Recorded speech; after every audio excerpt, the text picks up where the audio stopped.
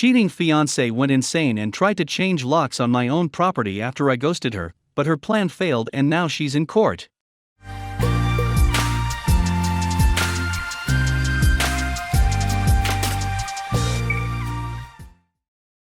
I found out my 36M fiancé, 32F, was having a prolonged affair about 8 months ago. Went NC a couple of months after, but we had started a business when we were together, so that needed to be addressed. Resolving that has been an ongoing cluster F of increasingly erratic behavior on her part. It came to a head this Monday, when she showed up to the business landlord's place with her AP and demanded that the lease be transferred to her name. I got a call from my landlord, who was very upset, indicating that a random person showed up demanding the lease. The lease is in the business's name and she is a member of the business as registered, but she showed up with zero documentation tying her to the business, zero documentation at all, and just insisted the lease be put in her name. She had never even met the landlord, but just expected that if she said the business was hers, the landlord would just hand her the lease for a location registered with the state as property of an LLC. The landlord told her no. She construed this to mean that I had prevented her from legally having any access to her business, so she, that same day, went to the business location and changed one of the locks, out of 3. When I asked her about this, she explained that she didn't want to lock me out, which she didn't, but was worried I would change the locks, so she got into the location and changed one lock. So I could get my stuff out if you changed the locks. She left the old lock on a stand next to the door. I'm standing here, alone, inside the business. She only changed one lock, as I said, the others are still the same old. She didn't want to lock me out. Looking at her handiwork, at the lock she screwed into the door, next to which she had placed the original lock and all its hardware, asking myself what ducking happened to this woman with a master's degree. How did she not realize that if I could still get in the building, which she wanted me to be able to do, and if I was as evil as she had imagined me to be, I could just unscrew her new lock and reinstall the previous lock that she left next to the door. She had a key to the lock she replaced. But a new lock, that she also had a key to, would make sure she had a key to this lock. This woman has a master's degree and is a published academic author. She changed one other lock. It was for a door between one part of the business and another, not an entrance, and even if it had locked me out of part of the business, which it didn't, I would just have to walk around the building to the other entrance. The locking mechanism was still inside the main building I.E. The part that she had wanted me to have access to. I just looked at this random lock that had never existed before and unlocked it. She's since agreed to relinquish the business in its entirety, thank God, and confirmed it in writing, so I'm pretty solid. But I'm still in awe of this incredibly educated woman losing the thread this badly. We have reached the end of the story. Let's listen to some of the comments by our Reddit listeners. Comment 1. Affair fog is just another word for your partner motivated to be with someone else over everything and everyone else. The whole idea is just an excuse to not have to deal with reality. It's rug sweeping, mostly to give the WS an excuse, because reality makes staying with them an obviously really bad choice for most. They don't get over the fog when they choose to come back to their partners either, they just make a calculated choice that the partner is a better option. Seriously, don't hurt yourself by trying to believe this narrative. There is no mythical fog that can excuse their misuse. As time goes on, it will just get less believable. Comment 2. Well, part of cheating is convincing yourself that the world revolves around you. I mean, you're getting attention from multiple people, so that must mean you are just so awesome that you deserve it, right? And it goes that way for a while. It reinforces itself the longer they get away with it. My ex was the same way.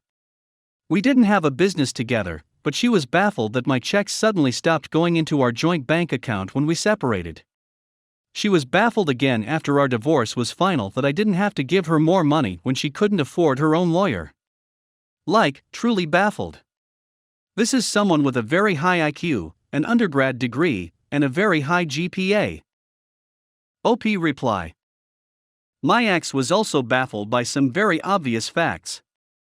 Our business is the kind of thing that involves some unique equipment which I had taught myself to build at scale over the course of many years. Because it has become popular in recent years to start this kind of business, the lead time on new equipment is about 2 years and the supply/demand means the equipment is at the very least 5x materials cost, often close to 10x. She agreed at the outset that I would keep the equipment, on account of how I literally built it from scratch. It took a few months of her fighting over the rest of the business before she finally realized, oh wait, I need that thing, and it's going to be about $50K in 2 years before I can have it. And now we aren't arguing about her keeping anything, we're finalizing the terms of her exit. Crazy wife dropped in with a pure look after cheating and putting her own daughter in danger, so I kicked her out, and now I'm getting custody. My wife, 38F, and I, 32M, have been together for 6 years. She has a daughter, 8, when we met she was only 2. Her father left months before she was born and out of the blue just showed up at our door in December while I was at work. When she formally met her father for the first time, he didn't show much interest. More so interested in what my wife's been up to all these years. 2 weeks go by, not a single word about him. Then my wife says they've together made the decision to co-parent. She would not tell me where he lives, or even give me his number. I told her to give him my number in case of an emergency, but she said I didn't need to get involved. My wife always drops and picks up our daughter. Early January she began throwing a fit before going to her dad's. She said it's scary, dirty, and she can't sleep there. She told me in front of her mother, she did not want to go again. Fast forward to this past Friday. My wife is a somm and working to finish her master's. She got out of class at 8 p.m. and was supposed to pick up our daughter right after. 9 p.m. rolled around, they were not home yet and my wife wouldn't answer my calls. I called her sisters, her mother. No one knew where she was. I drove to the college, no sign of her. Shortly after 2 a.m. my wife and daughter walked through the door. I was up, waiting nervously. My wife says, I am so sorry with the pure look of guilt on her face. The story she told, she was in class when her phone passed away. She drove to his house, only to find no one was there. She couldn't call him so she waited. They showed up just after 9 p.m. with food in hand. Father explains they went to the fair and got dinner on the way back. Wife goes inside and allows the daughter and father to eat dinner. My wife said she fell asleep on the couch while waiting, woke up at 1:45 and rushed home. Says she pulled an all-nighter studying for her exam on Friday and was exhausted. If I recall correctly, she was in bed with me all night long and not studying. Finally, she gives me this guy's address, request I drop her off there from now on. Daughter and I get there, it's a trailer in a high-crime area along a busy highway. The place was crawling with roaches, there was liquor and beer bottles everywhere. There he sat in his underwear on the couch, completely wasted. I returned home with my daughter. Tonight I found out, my wife has been giving him money and paying his phone bill out of our shared account. I don't like how she's been referring to herself and him as if they're a couple. I strongly feel she's lying and believe they slept together. Tonight I asked her to leave, but told her she needs to leave our daughter at home, the only stable environment she's ever known. I will do whatever it takes to protect her. Her grandmother, wife's mother, 100% supports her staying with me. Legally, I have full guardianship so I'm not breaking the law. Am I the a-hole for kicking my wife out and keeping her daughter? Update: I'm exhausted but I'm going to update before bed. I just got off the phone with my MIL. Wife called her mother completely sobbing as she left. MIL told her she's made her bed, now lie in it. Said she is not welcomed at her house, and had warned her not to let the father back in. I tipped her off that I think she's cheating. Honestly, I think my MIL is more vivid than I am, and I'm pretty pissed off. There's definitely more to this guy. My friend took a ride through the trailer park. She's not there, maybe there is hope after all. I shut off all her financial access. I made her aware before doing this out of concern that he might have access to it. She has her credit cards, if he has access to those then that's her credit down the drain. Before leaving, I gave her plenty of cash to get by for at least a week. We have reached the end of the story. Let's listen to some of the comments by our Reddit listeners. Comment 1. I grew up in a trailer with roaches, so I'm not trying to be too judgmental about this, but sleeping with a dude that lives like that feels so nasty to me. I get feelings are involved, but at least get a freaking hotel, or not sleep with someone who thinks that's okay way to live. I have such a horrible mental image of some dude in his stained tighty never gonna be white again undies while roaches scurry across the floor. Comment 2. Absolutely call CPS and report the guy since she, stepdaughter, spent time there. Also indicates she seemed really upset to go there, and there's a fear it's not just due to the alcohol and filth. This is a lot for anyone to deal with, but especially hard for a little kid who goes from a clean house with an intact family to a dirty scary place with a guy she doesn't know who is likely drinking while she's there, which is completely unsafe. Comment 3. How do you preemptively have full guardianship over a non-biological child when the child's mother is in her life? OP reply. That's a story in itself. Grandma would babysit while my wife went to work before we met. They had an argument over something and my wife decided to give her the silent treatment. She started dropping her off at the next door neighbor's apartment so she could work. The idiot was an obsessed person running a daycare. CPS was called in when she was discovered crawling around in the parking lot. The girl that was entrusted to watch her nodded off. Apparently someone left the back door open. Obsessed person denied ever knowing anything about the child. My wife was charged with child neglect, a felony because she couldn't prove otherwise. Lost her job and moved in with her grandmother. When she moved in, that's when we met. My best friend lives in that neighborhood and she caught my eye. After we got together, charges were dropped. The wife's mother had temporary custody. When we married, I legally adopted her. By law, I was able to adopt her because her father had abandoned her. I dumped my cheating wife who now lives with AP and now she tries to pin his child on me, but it turns out she's cheating on him too. Long story short. I got divorced years ago after my wife had an affair. I ignored a lot of red flags that it was happening because I trusted, I guess. It changed me because I tend to overthink things now. Anyways. My GF of a few years has been amazing. Amazing to me and my kids, and I've never had any red flags. Except for one now. She went on a few dates with a guy before we got together. He got real pushy with Zex and got mad when she wouldn't right away, so she broke it off. She told me this when we got together, and that he tried to randomly strike up conversations with her after she broke it off. Anytime the conversation has come up, it's always been in disgust, so initially I just figured he's a creep and that's all there is. Few issues, she's still friends with him on Facebook.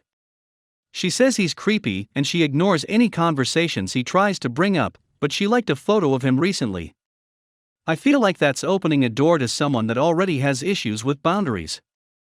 This is being brought up now because he was brought up by her randomly twice in the last week. His dad recently passed away and my GF is involved in a job when people pass away.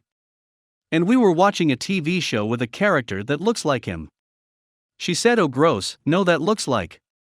I'm thinking, if you're so creeped out by this guy, why are you liking his photos? The whole thing disgusted by him is starting to feel like a game. Update. Was married for 10 years with 3 kids. Ex had an affair and left for him. I went through crap that I think we all have here. Stopped eating, nightmares, waking up in cold sweats, etc. Mental movies would not effing stop. I never got the scorched earth opportunity. My daddy was pretty late in the process, and she was feeling, so I begged and pleaded unfortunately, and she left. But she didn't just leave. It became pretty obvious when they were having issues. She would rage, then self-pity, then promise me she was done with him. I know, it's been said 1,000 times here before. She would lie about it being over, then the truth would come out. Eventually, I stopped the self-misuse. I moved on. I've been in a relationship for 2 years and she's amazing. Minimal contact with the ex through a parenting app. My ex last week sent a message through the parenting app that she was pregnant and it wasn't the AP. I don't know why, but I was relieved it wasn't his. It felt like that's what you get at the moment. I finally had the karma moment, I thought. She then goes on a rant about how I'm terrible because I won't take her back just because she's pregnant. There's a laundry list of reasons long before this. I got a new message yesterday, again through a parenting app, that a paternity test said it is in fact the AP's. I think she knew it was his all along. She was trickling into it. This crushed me way more than I thought. I'm happy and I've come so far in my healing, but damn, the thought of them having kids together cut deep. What was the point of telling me it wasn't his, then a week later telling me it is? Was she hoovering for a backup plan in case it wasn't? And why do I care? Why is she messaging me at all about any of this? Maybe I wanted him to hurt and not as over it as I thought I was. This brought me back to a place I hadn't been in for 3 years. Just in my feelings, I guess. We have reached the end of the story. Let's listen to some of the comments by our Reddit listeners. Comment 1. Show the AP her texts that said it wasn't his. He'll know he's been cheated on and what your pain is. She obviously can't keep her knickers on. OP reply. 3 years ago, hell yeah. I sent him proof we were still sleeping together when she told him we weren't. But now I feel like any communication with him would be spun as jealousy. Haven't said a word to him since she signed the papers. Also, I left out in my post that she moved out like 6 months ago. They were at a time not together, but apparently turned it back on. Comment 2. I would just let it go and block her, duck the AP. Let him get cheated on. Doesn't sound like he was innocent in any of this. He's probably cheating too. So sorry you're going through this, OP. Comment 3. So if she was true to him, and him alone, how could she doubt he was the father? That means AP as a new boyfriend has just been replaced by a new AP. Guess what, she is still at it.